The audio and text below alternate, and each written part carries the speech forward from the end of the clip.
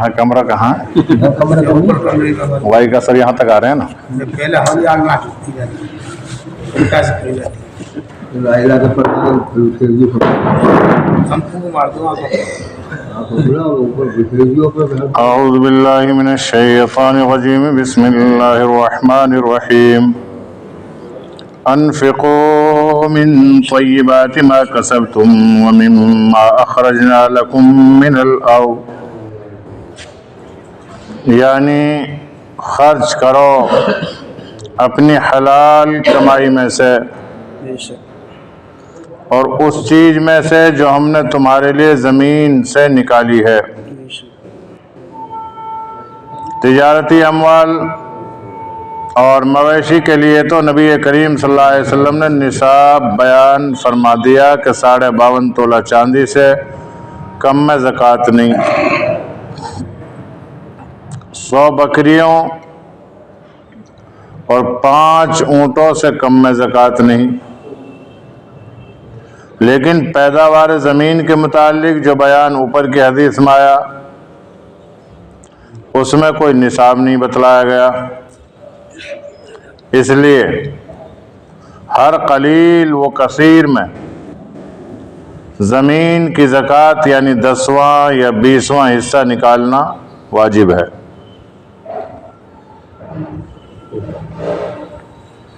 अगर ज़मीन का जो उश्र है, अगर वो ज़मीन बग़ैर ख़र्चे के फसल देती है, बग़ैर टैक्स के पानी के या बग़ैर ट्यूबवेल के बारिश के पानी से अगर ज़मीन फसल देती है तो उसका 10वां हिस्सा है। और अगर ख़र्चा करके ट्यूबवेल से, नहर से या पानी ख़रीद कर फसल में लगाया जाता है, फिर फसल होती है तो उसका 20वां हिस्सा निकालना वाजिब है। पहले जो फसलें हुआ करती थी सिर्फ 2 तरीक़े से होती थी, या तो बारिश के पानी से या फिर नहर और कुएं के पानी से। अगर बारिश के पानी से होती थी फसल तो उसमें कोई खर्चा नहीं आता था। जैसे आजकल भी बाज़ इलाक़ों में बारिश हुई, जवार बो दी या बाजरा या मक्का बो दी, 1-2 बारिशों में वो पक जाती है, तैयार हो जाती है, अलहदा से पानी देने की ज़रूरत ही नहीं। तो ऐसी फसल पर उस फसल का 10वां हिस्सा निकालना वाजिब है। लेकिन बाज़ इलाक़ों में बारिश की कमी होती है, फिर खेती पर पानी का खर्चा आता है, उसका 20वां हिस्सा। लेकिन आज के दौर में डबल खर्चा आता है, क्योंकि खाद, केमिकल्स, बहुत सी दवाएं, बहुत सी चीज़ें फसलों में डाली जाती है। मसलन धान की फसल है, पानी के अलावा उसमें खाद भी डाला जाता है। घास और फूस के न होने की वजह से एक और दवाई डाली जाती है, घास फूस ना हो, खाली धान ही धान हो। फिर एक दवाई कीड़े मकोड़ों को मारने के लिए डाली जाती है, फिर उस पर खर्चे बढ़ते हैं। ऐसे ही और फसलों का मामला है, तो उसका फिर 40वां हिस्सा बनता है आज के दौर में, क्योंकि उसमें मसला ये है जितना बीज, जितना खाद, जितनी दवाई, जितने अखराजात तुमने उसमें लगाए वो सारे एक तरफ निकाल लो फसल उगने के बाद में। अब पूरा खर्चा एक तरफ कि इतना खर्चा आया हमारा इस पे, अब हमें इस पे इतना बचा, तो अब पैसा के हिसाब से उसका ज़कात का हिसाब लगा के वो निकालो। लागत तो लग रही है, 10 मास्टर निकल रहा और लागत लगा 20 मास्टर निकल रहा, तो ज़्यादा होगा, कम हो रहा, यही तो समझ है। उलट फेर वही पे हाँ ज़्यादा होना चाहिए। हाँ, 1 रुपये में से 20वां हिस्सा एक तरफ किया, कितने बने? 5। 1 रुपये में से 10वां हिस्सा निकाला, कितने बने? 10। تو اب کون سے زیادہ ہو اب بتاؤ خود سر, بہت پیک چلاوے, اور طریقہ تھا ان کی سمجھ میں. نکالنا ہے وہ, روکنا تھوڑی. نکالنے کی بات میں بھی سمجھ رہا ہاں تصویر نو چل رہی, کان اڑل چل رہے ہیں, سمجھ میں کہاں سے آئی. فصل پہ لاگت تو بڑی لگ رہی, اس کا 10واں حصہ. 10واں حصہ. اب جہاں فصل میں لاگت لگی اور 20واں حصہ, ہاں وہاں تو 10ویں میں زیادہ ہونا چاہیے. اب لاگت وہی سمجھ میں آ رہی وہ اتنا آ رہی تھے سمجھو, سمجھ میں. دیکھ لیں الٹی سمجھا رہا تو پھر جہاں میں خرچہ نو کرو 20 کم ہے, 20 کم رہا ہے کہیں. صحیح سمجھا رہے ہیں. 20 ماہ سے نکالنا, کم نکالنا. دیکھو ایسے سمجھ میں آئے گی خود سر, ایک بھینس تم نے بکوائی کسی کی, اب وہ بھینس تھی 10,000 کی, وہ 10 کی تو آج کل نہیں 50,000 کی بھینس تم نے بکوا دی, اور تمہارا طے ہو گیا اس کا, تو اس میں سے 10واں لوں گا بھائی. تو 50 کا 10واں کتنا بنا؟ 5 بن گیا. لیکن دوسرا تھا ان میں چالاک تجارتی, اس نے کہا بھائی 10واں کیوں دوں گا, میں تو 20واں دے سکوں. اب 50 میں سے 20واں کتنا بنا؟ نہیں آئی سمجھ میں, ایسے ہے. 2500. تو یہ 20واں حصہ. لیکن آج کل اخراجات سے فصل اگتی ہے, اس لیے اس کا مفتیان کرام نے یہ مسئلہ نکال دیا کہ جتنا تمہارا خرچہ ہو وہ اس کو منیہا کر دو, یعنی اس کو ایک طرف کر دو اپنا, جتنا بھی خرچہ ہوا. اب اس خرچے کو ایک طرف نکال کر, اب جو تمہارے پاس اللہ کی طرف سے یہ مال آیا ہے, اب اس کا 40واں نکال دو وہی زکوٰۃ کے حساب سے. اب 40واں پھر اور زیادہ بن جائے گا خود سر کے حساب سے تو, لیکن 40واں بن گیا کل ہی 2.5%. آخر آیت میں فرمایا کہ وَلَا تُسْرِفُوا إِنَّهُ لَا يُحِبُّ الْمُسْرِفِينَ, یعنی حد سے زائد خرچ مت کرو. یہاں بعض لوگ ہم میں سے اس آیت شریفہ کو کبھی سوچتے ہی نہیں. اللہ تعالیٰ یوں فرماتا کہ حد سے زیادہ خرچ نہ کرو, کیونکہ اللہ تعالیٰ فضول خرچ لوگوں کو پسند نہیں فرماتے. تو یہاں سوال یہ ہے کہ اللہ کی راہ میں اگر کوئی شخص اپنا سارا مال بلکہ جان بھی خرچ کر دے تو اس کو اسراف نہیں کہا جا سکتا, بلکہ حق کی ادائیگی کہنا بھی مشکل ہے. پھر اس جگہ اسراف سے منع کرنے کا کیا مطلب ہے؟ تو جواب اس کا یہ ہے کہ کسی خاص شعبے میں پڑھ لو 4 منٹ 3 منٹ 3 منٹ. تو اس کا جواب یہ ہے کہ کسی خاص شعبے میں اسراف کا نتیجہ عادتاً دوسرے شعبوں میں قصور اور کوتاہی ہوا کرتا ہے. جو شخص اپنی خواہشات میں بے دریغ حد سے زائد خرچ کرتا ہے وہ عموماً دوسروں کے حقوق ادا کرنے میں کوتاہی کیا کرتا ہے. یہاں اسی کوتاہی سے روکا گیا, یعنی ایک طرف کوئی آدمی اپنا سارا مال اللہ کی راہ میں لٹا کر خالی ہو بیٹھے تو اہل اولاد, رشتہ داروں, بلکہ خود اپنے نفس کے حقوق کیسے ادا کرے گا؟ اس لیے ہدایت یہ کی گئی ہے کہ اللہ کی راہ میں خرچ کرنے میں بھی اعتدال سے کام لے تاکہ سب حقوق ادا ہو سکے. اب یہ سارے اصول بتلانے کے بعد میں تب اللہ نے یہ فرمایا کہ وَلَا تُسْرِفُوا, یعنی اگر خالی اللہ تعالیٰ یوں فرما دیتا کہ اللہ کی راہ میں مال خرچ کرو تو اب اس میں آدمی الجھن میں رہتا کہ سارا کروں, آدھا کروں, پاؤ کروں, کیا کروں. لیکن نبی کریم صلی اللہ علیہ وسلم نے سارے اموال کے نصابات کو بتلا دیا کہ کمائی اگر ہے اس کا 40واں حصہ نکالو, اور 40واں حصہ بھی وہ نکالے گا جس کے پاس اس کی کمائی 52.5 تولہ چاندی تک پہنچ جائے یا 7.5 تولہ سونا تک پہنچ جائے. اس سے کم اگر ہے اس کے پاس مال تو اس پہ زکوٰۃ ہی نہیں ہے. ایسے ہی کوئی آدمی بکریاں پالتا ہے تو اس کے پاس بکریاں ہیں 97, 98, 99 تک بھی اگر ہے تب بھی اس پہ زکوٰۃ نہیں ہے سال میں. لیکن 100 بکری جہاں ہوئی اب 100 میں سے اس کو نکالنا پڑے گا. ایسے اونٹوں کا معاملہ ہے, 1, 2, 3 اونٹ ہیں کسی پہ کوئی زکوٰۃ نہیں ہے, لیکن 5 اونٹ اگر ہو گئے اب اس میں سے اس پہ زکوٰۃ واجب ہو جائے گی. ایسے ہی مال اس زمین کی کاشت کے اوپر ہے. کسی آدمی نے بیج کھاد لگایا, سارا خرچہ کیا, لیکن اتفاق سے کھیت میں فصل اتنی بھی نہ ہوئی جتنے کا بیج کھاد تھا, اب اس پہ زکوٰۃ نہیں. تو اور آگے پھر اللہ نے فرمایا کہ بعض لوگ ایسے ہوں گے, کہیں ایسا نہ ہو کہ پورا کا پورا مال خرچ کر دیں. بعض لوگ ایسا کرتے ہیں نا جو مرتے وقت عموماً جن کے لڑکے نہیں ہوتے وہ عام طور سے کرتے ہیں ایسے, پوری زندگی میں تو خوب بخل دکھائیں گے, خوب بخل, کوئی پیسہ کسی کو نہیں دیں گے, اور مرتے وقت میں میری ساری زمین مسافر خانے کے نام, مدرسے کے نام, مسجد کے نام, فلاں کے نام, یہ ساری چیز مرتے وقت کرتے ہیں، حالانکہ ایسا کرنا بھی منع ہے۔ کیوں منع ہے؟ ولا تسرفوا میں آتا ہے، ان اللہ یحب المسرفون، فضول خرچی مارا۔ جب تمہارے قوت تھی، صلاحیت تھی، مال کا جذبہ تھا، محبت تھی، جب تو خرچ کیا نہیں۔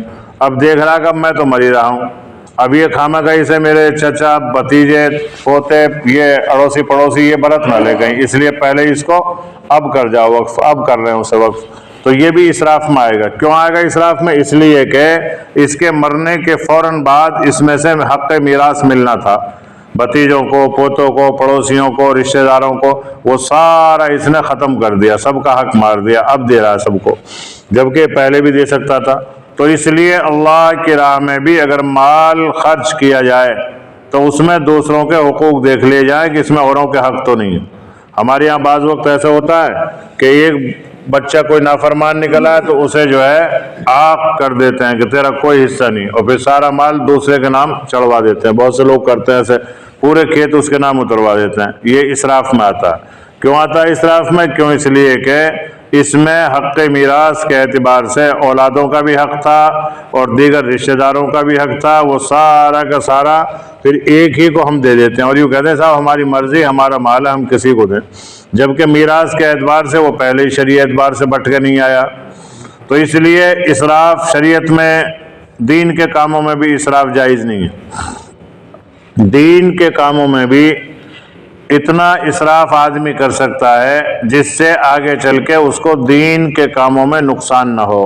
مثال کے طور پہ کوئی آدمی سردیوں میں سارے لباس، سارے رضائی، سارے گدے، سارے بستر ہدیہ صدقہ کر دے کسی کو، اب خود آ کرتا ڈول رہا، اب نماز کی بھی اسے مزہ نہیں آ رہا، نماز میں بھی سکون نہیں مل رہا، تلاوت میں بھی سکون نہیں، دین کے اور کاموں میں بھی اب سکون نہیں، تو ایسے وقت میں ایسے خرچ کرنے کو بھی منع کیا جاتا ہے۔ شریعت کیا ہے؟ کفایت شعاری کا نام شریعت ہے۔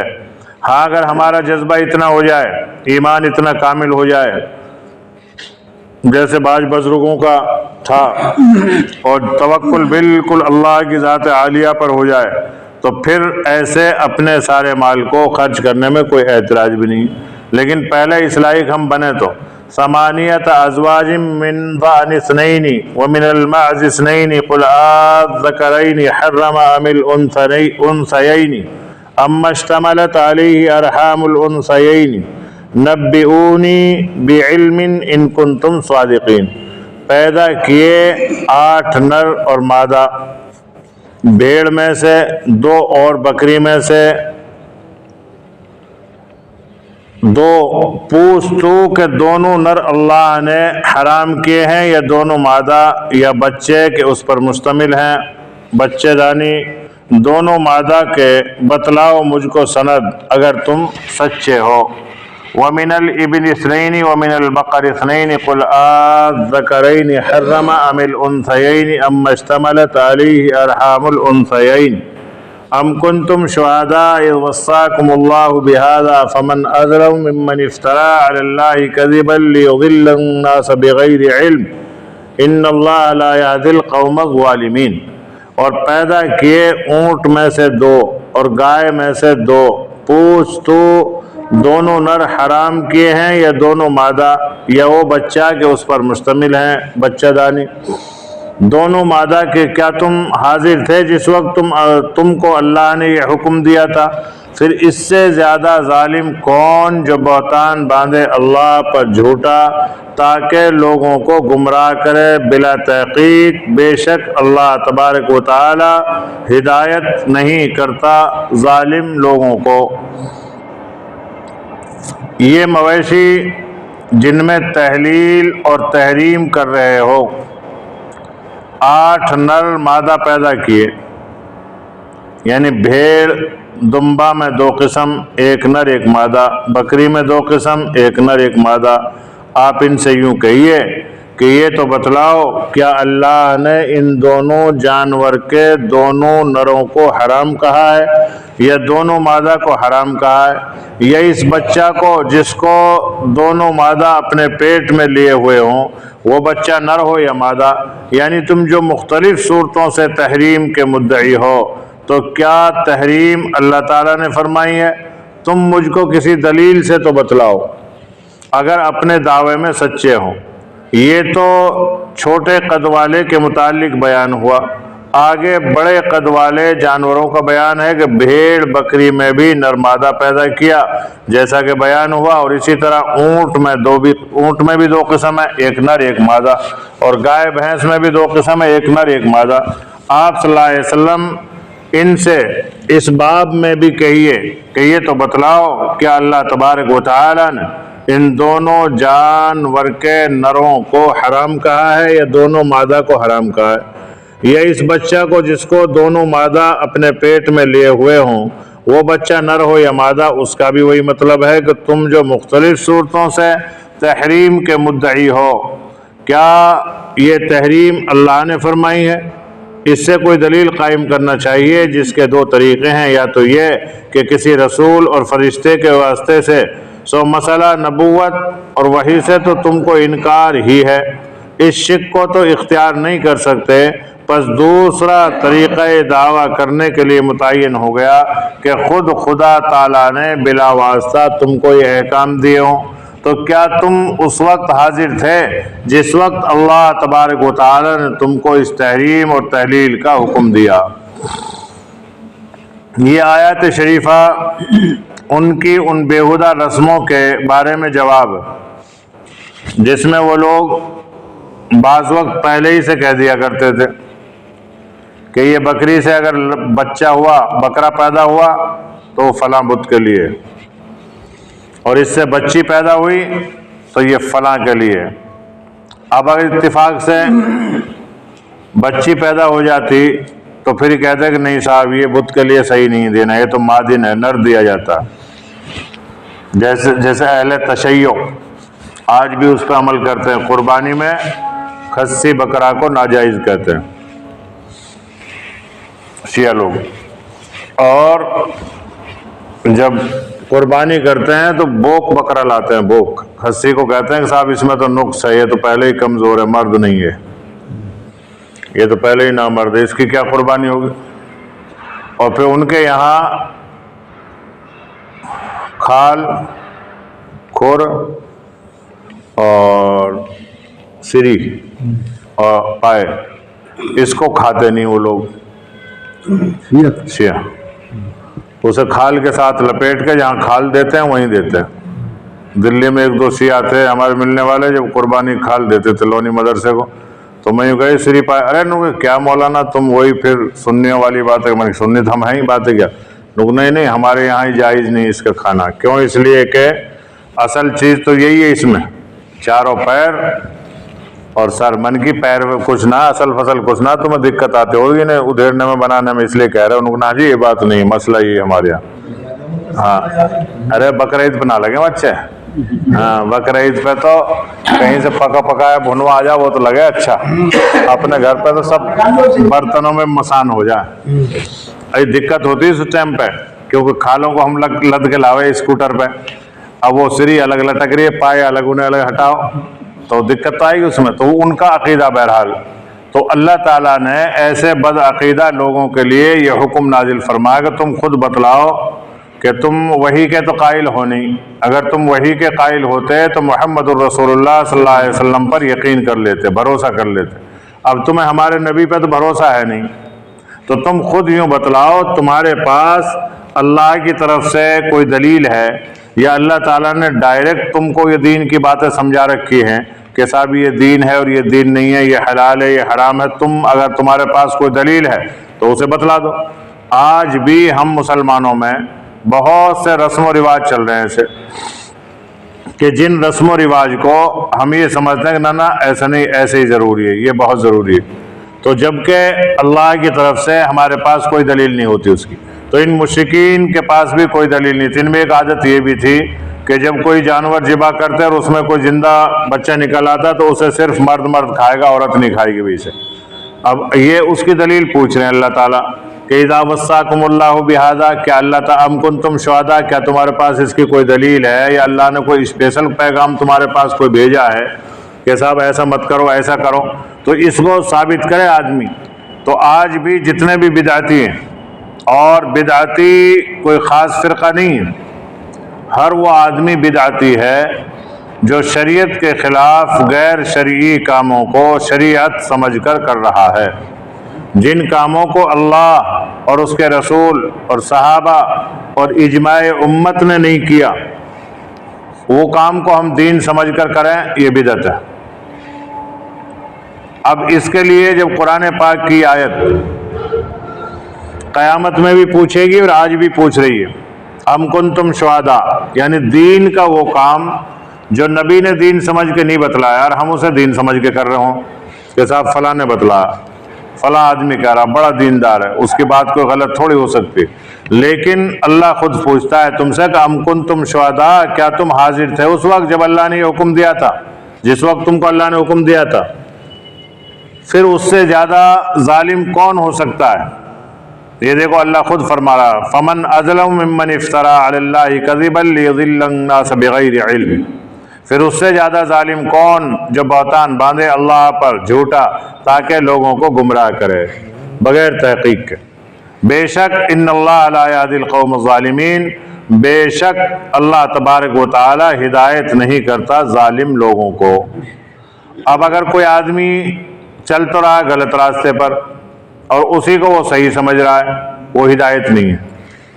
ہدایت کہتے ہی اللہ اور اس کے رسول کے احکام کو، نبی کے طریقے پر چلنے کو، اللہ کا حکم ہو نبی کا طریقہ ہو، اللہ کا حکم ہو صحابہ کا طریقہ ہو، اللہ کا حکم ہو اجماع امت اس پر ہو۔ اجماع امت کس کو کہتے ہیں؟ کہ جس پر پچھلے تابعین، تبع تابعین، بزرگان دین اور اکابر علماء کرام نے جس کام کو صحیح سمجھا ہو، اس کو اجماع امت کہا جاتا ہے۔ تو فقہ کے اندر یہ بھی چلتا ہے۔ فقہ میں کیا چلتا ہے؟ قرآن، نص قطعی، پھر حدیث، اور پھر اس کے بعد میں اجماع کہ سارے کے سارے صحابہ اگر اس وقت تھے، اس کے بعد میں تابعین تھے، اس کے بعد میں تبع تابعین ہے، اس کے بعد میں آج کے محقق علماء کرام، یہ بھی اجماع میں آتا ہے۔ اب جس پر سارے کے سارے مجتمع ہو جائیں کہ ہاں صاحب یہ کام دین ہے، اس سے دین کا فائدہ ہے اور اس پہ دین پر چلنا چاہیے، تو اس اجماع کے ذریعے سے اس کو جائز کہا جا سکتا ہے۔ ورنہ کل قیامت میں اللہ ہر ایک سے پوچھے گا ام کنتم شہداء اذ وصاکم اللہ بہذا، کہ تم نے جو نئی نئی باتیں دین میں دین بنا کے چلائی، تمہارے پاس ان کا کیا وہ تھا؟ سرٹیفکیٹ تھا؟ تم کو دیا تھا اللہ نے ڈائریکٹ حکم، یا تم اس وقت موجود تھے جو ہم نے وہی بھیجی تھی؟ تو جو چیزیں قرآن میں نہیں، حدیث میں نہیں، صحابہ کی زندگی میں نہیں، اجماع میں نہیں، پھر اس کام کو آدمی دین سمجھ کے کرتا، تو یوں سمجھو اللہ فرماتا کہ ان اللہ لا یہدی القوم الظالمین، کہ بے شک اللہ تبارک و تعالیٰ ایسے لوگوں کو کبھی بھی ہدایت نہیں فرماتا۔ اب کوئی آدمی یہ نہ سمجھے، جب یہ آیت شریفہ نازل ہو رہی تھی تو وہاں مشرکین مکہ خانہ کعبہ میں ہی رہا کرتے تھے، خانہ کعبہ کے قریب رہتے تھے، نماز بھی پڑھتے تھے اپنے طریقے پر، حجاج کرام کی خدمت کرتے تھے اپنے طریقے پر، زکوٰۃ بھی دیا کرتے، صدقہ و خیرات بھی کرتے تھے، لیکن اپنے طریقے پر، نبی کا طریقہ نہیں اپنایا انہوں نے۔ اور نبی کا طریقہ نہ اپنانے کو اللہ تعالیٰ نے بہت بڑا ظلم کہا ہے، جو نبی کا طریقہ نہ اپنائے، نبی کے طریقے کے مقابلے میں دوسروں کا طریقہ اپنائے، تو اللہ فرماتا فمن اظلم ممن افترى علی اللہ کذبا، کہ یہ اللہ کے اوپر بہت بڑا بہتان باندھنا ہے، جھوٹ ہے، اور یہ لوگوں کو گمراہ کرنے کے لیے ایسا کیا جاتا ہے۔ دنیا کے اندر جتنی بھی تنظیمیں، تحریکیں اور جتنے بھی نظام چلے شریعت کے خلاف، وہ سارے کے سارے لوگوں کو گمراہ کرنے کے لیے چلے۔ آج بھی امت، زیادہ تر امت اسی لیے گمراہ ہے کہ ان کے چلانے والے، انہوں نے نہ قرآن کو سمجھا نہ حدیث کو سمجھا، بس لوگوں کی بھیڑ اپنے پیچھے لگائی اور ان کو لے کر چل دیے۔ اللہ فرماتا کہ یہ لوگ ہدایت نہیں پا سکتے۔ اس لیے ہر ایک دین کے کام میں بھی آدمی کو ڈرتے رہنا چاہیے کہ کہیں ایسا نہ ہو کہ مجھ سے نبی کریم صلی اللہ علیہ وسلم کے طریقے کے خلاف کوئی عمل نہ ہو جائے۔ اور ظاہر ہے کہ اس کا دعویٰ بھی نہیں ہو سکتا، پس ثابت ہو گیا کہ ان کے پاس کوئی دلیل نہیں ہے، تو بعد ثبوت اس امر کے کہ اس دعوے پر کوئی دلیل نہیں، یقینی بات ہے کہ اس سے زیادہ کون ظالم اور کاذب ہوگا جو اللہ پر بغیر دلیل کے تحلیل اور تحریم کے باب میں جھوٹ تہمت لگائے تاکہ لوگوں کو گمراہ کرے۔ یعنی یہ شخص بڑا ظالم ہوگا، اور یقیناً اللہ تبارک و تعالی ظالم لوگوں کو جنت کا رستہ آخرت میں نہ دکھلاوے گا۔ یہاں مفسرین کرام نے ان اللہ لا یہدی القوم الظالمین میں بتلا دیا کہ دنیا میں تو بعض لوگ ایسے لگیں گے ہدایت یافتہ ہیں، دکھائی دیں گے، لیکن آخرت میں ان کو جنت کا راستہ نہیں ملے گا، بلکہ دوزخ میں بھیجے جائیں گے۔ بس یہ لوگ بھی اس جرم کی سزا میں دوزخ میں جائیں گے، اور جب یہ کہیں گے کہ ہم نے تو ایسے ایسے دین کے بڑے بڑے کام انجام دیے، اللہ فرمائے گا میں نے کب کہا تم سے یہ کرو؟ کہیں گے یہ ہم نے تو بڑی بڑی سنتیں جاری کی، اللہ کے رسول فرمائیں گے میرا طریقہ تھا ہی کہاں جس کو تم سنت کہہ رہے تھے، وہ سنت طریقہ تھا ہی نہیں۔ اسی لیے مولانا یوسف رحمۃ اللہ علیہ سے جب احمد لاہوری کی ملاقات ہوئی تو انہوں نے کیا نصیحت فرمائی تھی حضرت جی کو یہ نصیحت فرمائی تھی کہ مولانا یوسف آپ جو کام کر رہے ہو بہت اچھا کام ہے، دعوت کا کام، لیکن یہ دھیان رکھنا اگر آپ کو دین کا اور کام آپ کے کام میں مانے لگے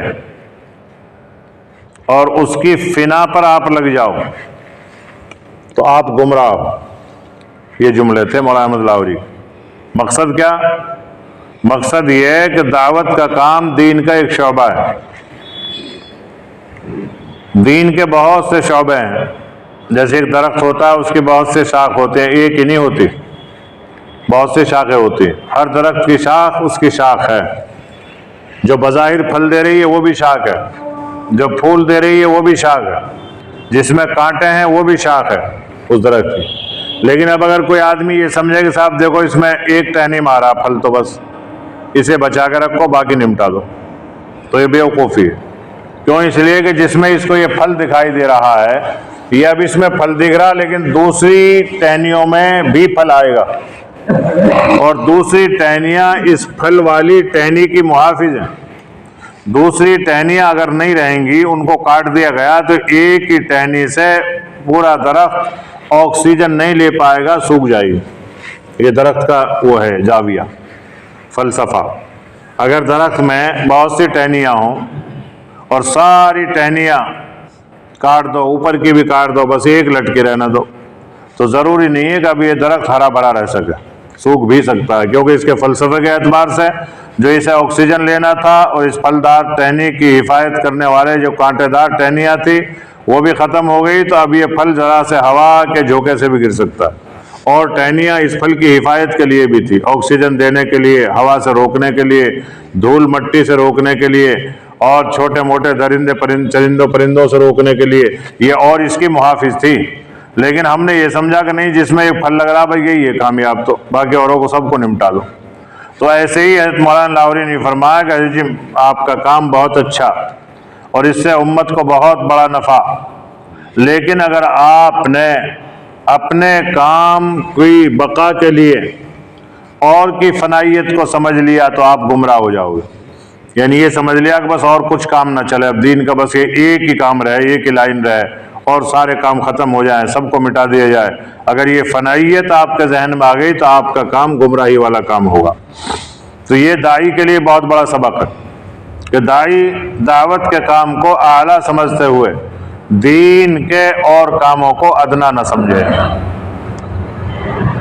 تو اس کی مثال ایسے ہے جیسے ایک آدمی، ہم سب کے دو کان ہیں، اب کوئی آدمی کہے یار سنائے تو ایک سے بھی آ جاوے، یہ کہ بند کر دو، کیا ضرورت ہے اس کی، ایک سے ہی سن لیں میں ہم تو۔ دو آنکھیں، اور اللہ نے یہ فرمایا کہ اسراف مت کرو، فضول خرچی مت کرو، ہم بجائے دو آنکھ کے ہم تو ایک سے ہی دیکھ لیں گے، ایک بند کر دو۔ یہ دو ہاتھ ہیں، ایک ہاتھ سے ہی پکڑ لیں گے، اسی سیدھے ہاتھ کو رکھ لو، تو پھر جب استنجے کی ضرورت پڑے گی پھر کیا کرے گا؟ ایسے ہی دو پیر ہیں، ایک پیر سے بھی آدمی چل سکتا ہے، لاٹھی لے لیں گے وہ دونوں کام دے دے گا، کہ لاٹھی کا سہارا بھی بن جائے گا، کتا بلی بھگانے کا کام بھی آ جائے گی، لڑائی جھگڑے میں بھی کام آ جائے گی، ایک پیر کو اٹھا کر رکھ لیتے ہیں، ایک سے ہی کام چلا لیں گے۔ تو یہ عقل کے خلاف ہے۔ اللہ رب العالمین نے دین کے بہت سے شعبے بنائے، سارے شعبے اپنے اپنے طور پر کام کر رہے ہیں۔ آنکھ اپنا کام کر رہی ہے، ناک اپنا کام کر رہی ہے، کان اپنا کام کر رہا ہے، ہاتھ اور پیر اپنا کام کر رہے ہیں۔ اب اگر کوئی آدمی کہے کہ صاحب یہ تو سیدھا ہاتھ سے ہم کھاتے ہیں، سیدھا ہاتھ ہی افضل ہے، الٹے کو تو نمٹا دو، پھر جب استنجے کی ضرورت آئے گی پھر کہاں سے کرو گے استنجا؟ پھر سیدھے سے کرنا پڑے گا، پھر گندا ہاتھ بھی یہی اور صاف ہاتھ بھی یہی۔ اسی طریقے سے شریر کے جتنے بھی اعضاء ہیں، ایک عضو دوسرے عضو کے لیے معاون ہے، مددگار ہے۔ آنکھیں چاہے بے شک سے دو ہوں، لیکن دو کا بیلنس اللہ نے بنایا، اس لیے دو سے دیکھو۔ ایسے دین کے جتنے بھی شعبے ہیں، مساجد ہیں، مدارس ہیں، نمازیں ہیں، امامتیں ہیں، تکبیریں ہیں، صفائیاں ہیں، اور کوئی آدمی صدقہ و خیرات کرنے والا ہے، دین کے اور شعبے میں کسی بھی طریقے سے لگا ہوا ہے، تو وہ آدمی دیندار ہے، اسے ہم بد دین نہیں کہہ سکتے کہ نہیں صاحب یہ ہمارے ساتھ نہیں جڑتا تو اب یہ بد دین ہے، ایسا نہیں، اس کو گمراہی کہیں گے۔ اور گمراہ آدمی کے لیے دنیا میں تو چاہے بیت اللہ کی چابیاں مل جائیں، لیکن یہاں پر اللہ تعالیٰ فرماتا کہ ایسے لوگوں کو ہم جنت کا راستہ نہیں دکھلائیں گے۔ یعنی اب آپ یہ اندازہ لگائیں، پوری زمینوں میں نبی کریم صلی اللہ علیہ وسلم کے مزار مقدس کی اس زمین کو چھوڑ کر جو آپ کے جسم اطہر سے ملی ہوئی ہے، اس زمین کو چھوڑ کر باقی ساری زمینوں میں خانہ کعبہ کی زمین سب سے زیادہ مقدس ہے۔ اور مکۃ المکرمہ بلد الامین ہے، امن والا شہر، اللہ نے اس کو فرمایا خود قرآن میں، حرم شریف ہے۔ ایک آدمی نے ساری زندگی وہاں گزاری ہے، اور نبی کریم صلی اللہ علیہ وسلم کے ساتھ بھی ہو رہا ہے، کھایا پیا لیٹا بیٹھا، لیکن نبی کے طریقے پہ نہیں چلا، تو اس کا ٹھکانہ کہاں ہے؟ جہنم۔ کیوں ہے؟ جبکہ وہ مکی ہے، حرمی ہے، اور نبی کا ساتھی ہے، نبی کے خاندان کا ہے، نبی کا ساتھ رہنے والا ہے، تو پتہ یہ چلا کہ ساری زندگی اس کی مقدس مقامات پہ گزری ہے، لیکن اس کا عقیدہ درست نہیں تھا، اس لیے وہ جہنم میں۔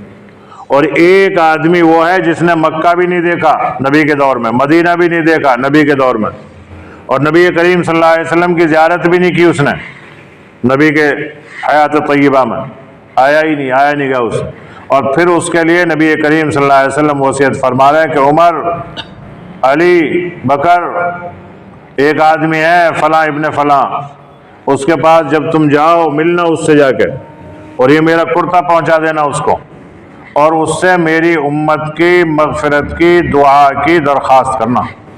یہ اللہ کے رسول کا فرمان، اس کے لیے اویس قرنی کے لیے، جبکہ اویس قرنی نے نبی کو نہیں دیکھا، نبی نے اویس کو نہیں دیکھا، صرف تعلق اور محبت اویس کی اتنی ہے کہ اس کا تعلق نبی سے اتنا جڑا ہوا تھا کہ نبی کریم صلی اللہ علیہ وسلم نے اپنا کرتا